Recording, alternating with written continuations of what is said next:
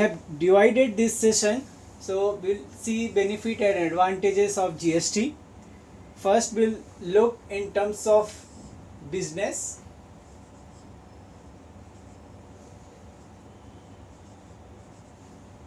And second, we'll look from the terms of benefit to consumer.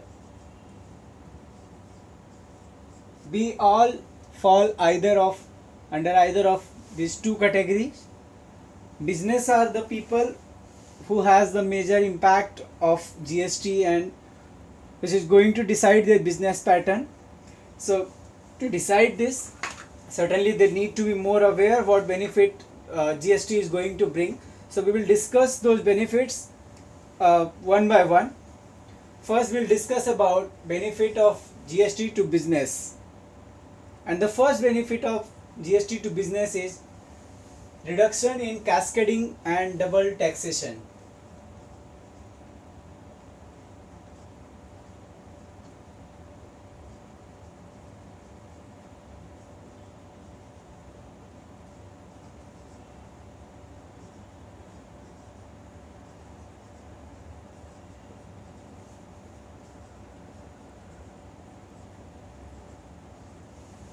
When I say what does it means reduction in cascading and double taxation, by the introduction of GST, the cascading effect means the effect which is multiplicity of taxes due to confusion, due to overlapping of taxes. There are the cascading effect under current business scenario, and that will go away with the introduction of GST. There are double taxation under current scenario. What are the cases which will be taken away or will be wiped off with the introduction of GST are the cases like works contract, like we all experience under current works contract. There is a very light distinction between goods and services, so people are not very much sure about how to identify or distinguish between goods and services, so they end up paying both VAT as well as service tax on the same services. That will go away with the introduction of GST, and that will have the huge benefit to the business. Apart from that, there is the benefit from excise duty. If you see excise duty, when I say how come excise duty, then you can say excise duty and sales tax. So you will ask me how there is a double taxation in this. So current manufacturer, if you are a manufacturer, Mr. X, how your current excise invoice looks like is if your value of product is 100 at manufacturer, and let's say you charge excise duty at the rate of 10%, then you will charge 10 rupees on this invoice, that is on 100 rupees. Then your value become 110. It's a total value. For sales tax purpose, you will charge, let's say you have a sales tax, or you can say VAT, on the same value at the rate of 10%. Ideally, I should charge this value on this 100 rupees because this is what the value I have created from manufacturing. But due to double taxation under current law, I will charge this 10% of VAT on this total value and not this on this 100 rupees. So what will happen? I will end up paying 11 rupees of VAT on this service. So in total, how much I am paying as a tax? I will be paying 10 rupees excise plus 11 rupees VAT, totality 21. What will happen under GST law? Let's say under the same scenario, if there is a GST, what will happen? The same Mr. Manufacturer X, the value of the product remains 100. Let's say the value of the goods falls under category of 18%. I'm taking it on higher side. So he will charge CGST and SGST. let's say he is selling it within state, so there is only say CGST and SGST. So he is charging me CGST. Since the rate is 18%,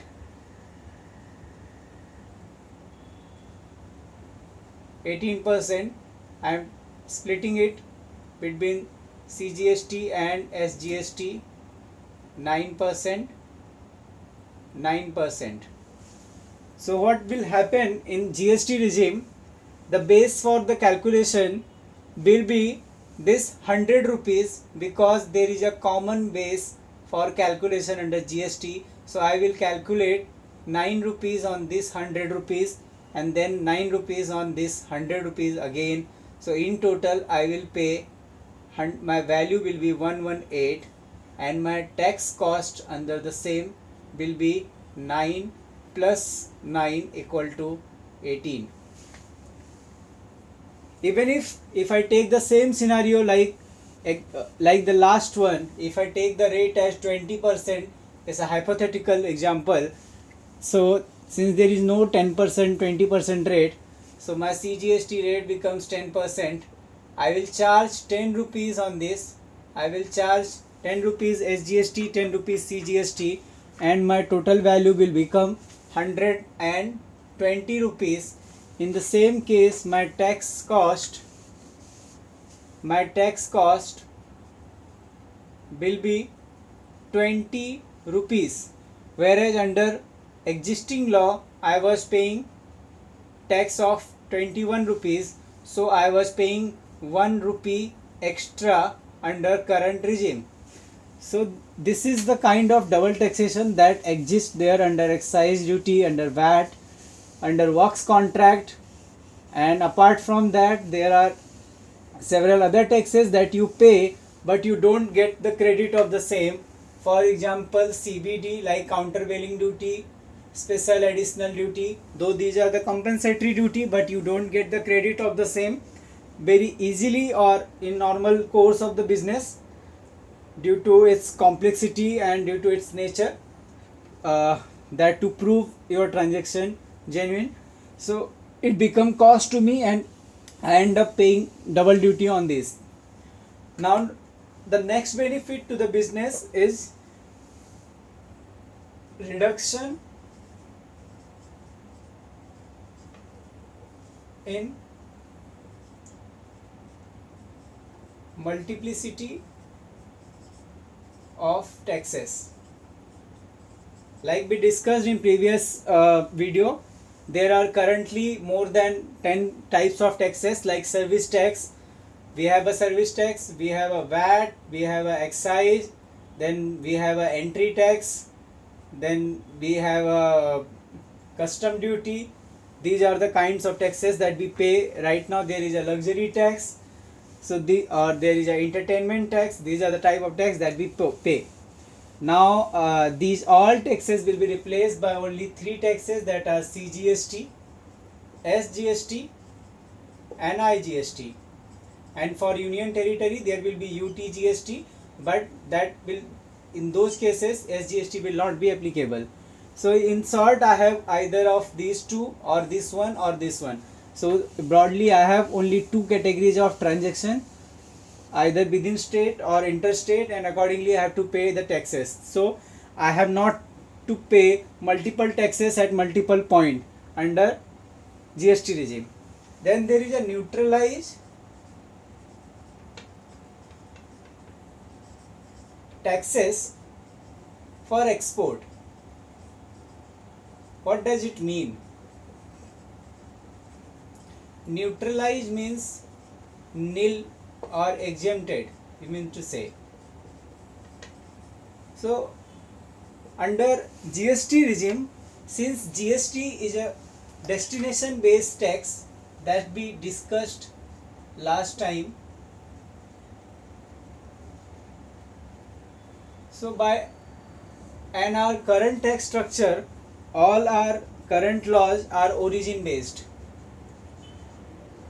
but it's no more active from 1st of July. So we have a destination based tax.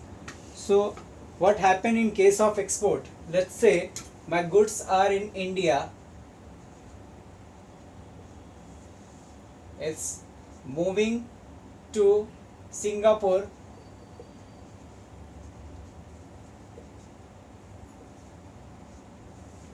what happened in this case, since goods move from India to Singapore, the destination of the goods becomes Singapore, and since GST is applicable on the destination, that's why I do not have to pay tax on export. So it will be exempt by the definition of this GST itself. So there is no need of any specific exemption or notification from government to exempt export under GST regime, and all the export will be naturally and by itself will be at nil rated. The next benefit that we are going to have to business is GST will promote a common national market.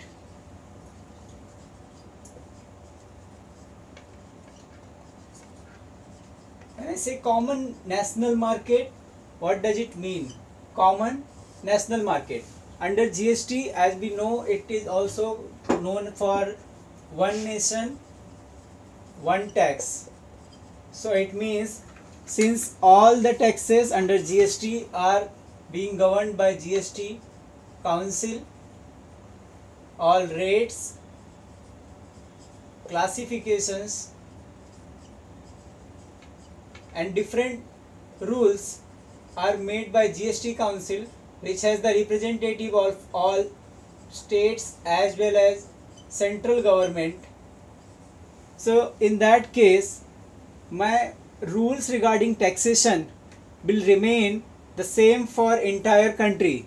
So what will happen is, no matter where I am conducting my business, I will face the same national market situation, means same tax regulation, same benefit, same rates, same abatement.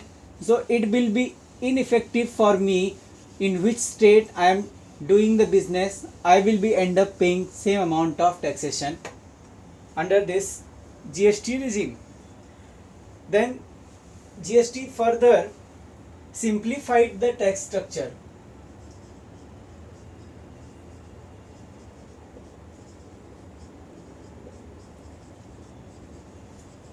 How? It simplified the tax structure by reducing tax rates and exemptions. Currently, if you are aware of current excise or service tax, in lots of the cases either you get abatement or you get some exemption on value or value based exemption or some quantity based exemption, something like that. But under GST there will not be generally any kind of exemption on value or rate. So there will be a flat rate charged for all kinds of transaction, and for that purpose government has kept the tax rates very normal.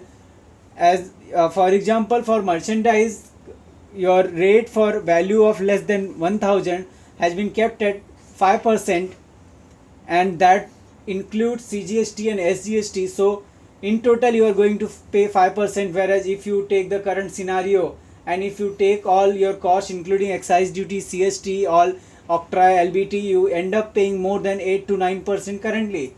So your tax rate has been reduced under GST in many of the goods and services that you consume. Then the most important problem that we face today is to make the distinction between goods and services. Under GST you don't need to distinguish between goods and services because these both are treated as supply, and in both of the cases you are going to pay CGST and SGST as applicable. So there will not be any other case in that. So this is the case. Now we can see there is a simplified taxation for works contract. There is a simplified tax for works contract. So works contract, currently we end up paying both goods as well as services. Both are like for the central and the state government, but under GST there will not be any confusion for goods and services, and it will be classified under service classification code, and accordingly that service tax code, the CGST and SGST rates will be applied. I am just erasing it. Further to the benefit to business, we see there is a seamless flow of input credit. So as you must be aware, whatever you spend under GST is creditable thing to you, and you can take input credit. For example, your current CBD cost, SED cost, even if you are a trader and you have an input of service, you can adjust it under GST, though under currently you are not allowed to do that, but under GST you can do that. So there is a seamless flow of input credit under GST regime. There is a single IT enabled window for all GST transaction, that is right now for all our returns for state and center we have to go to different sites, but under GST there is only one site, that is gst.gov.in, and on that we file the return. Then if we move ahead, we see there is an efficient administration and assessment. Under GST, business will have the smooth assessment and efficient administration of taxation, because all the transaction of business will be uploaded to the GSTN portal and the liability will be determined from there, and since all the data required for assessment will be uploaded to portal on every monthly basis, so there will not be much detailed requirement at the time of actual assessment, since everything is online. Even notices etc. will be sent online and reply can be filed online. So that will help business to ease the of doing business under GST regime. Now last benefit, which be last in our opinion, there are many, but for business is self compliance and check. So business has to comply on your own and have to keep a check on your own activity. What does it mean? That there will be a rating under GST based on how the and up to what extent business is compliant under GST and how good they are complying, and based on that from 1 to 10 there will be a rating to every dealer, and that rating will be classified into good, bad, average and poor. And if you have a poor rating or less than average rating, a big companies or reputed companies will not work with such trader who has a poor or bad rating, and it's good to have a better rating, and for that you have to be compliant, and your compliant in your sales and purchase data can be verified with the since you can verify all these data with online your counterpart data, and you can ensure that your all the details are compliant with the GST requirement. So these are the broad level benefits to the business that we have listed here. Apart from there are few benefit to consumers which we will discuss in our next video. Thank you. Do like us if you like this video.